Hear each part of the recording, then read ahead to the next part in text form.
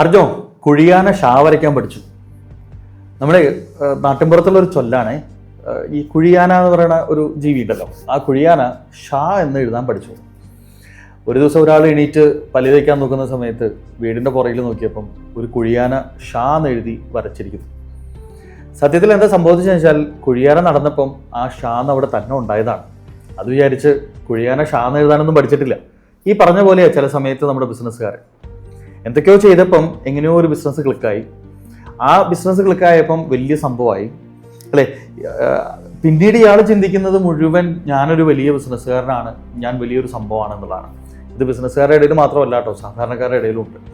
ചില ആളുകൾക്ക് ഈ സ്വയം ഒരു തോന്നൽ അങ്ങോട്ട് വരുവാണ്, ഞാൻ ഭയങ്കര സംഭവമാണ്, എനിക്ക് മുകളിൽ വേറെ ആരും പറക്കൂല എന്നുള്ള രീതിയിലേക്കൊക്കെ തോന്നുന്നത് ഒരു അബദ്ധധാരണയാണ്.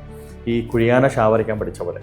ചുരുക്കി പറഞ്ഞാൽ നമ്മുടെ ഒരു അക്കരെ എന്നൊക്കെ പറഞ്ഞൊരു സിനിമയില്ലേ, മോഹൻലാലും ശ്രീനിവാസനൊക്കെ കൂടി അബദ്ധങ്ങളിലൂടെ കേസ് തെളിയിക്കുന്ന ഒരു ശിക്കാരി ശംഭു പോലത്തെ ഒരു മോഡൽ.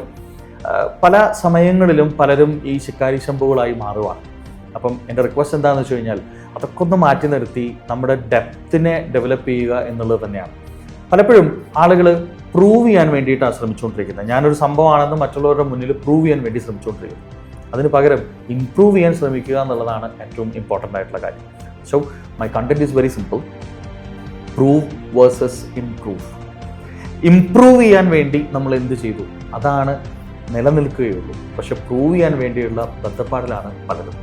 അപ്പം പ്രൂവ് ചെയ്യാതെ ഇംപ്രൂവ് ചെയ്യാൻ വേണ്ടി ശ്രമിക്കാൻ കൂട്ടുകാർ തയ്യാറാവണമെന്ന അഭ്യർത്ഥനയോടെ അടുത്ത വീഡിയോയിൽ കാണാം.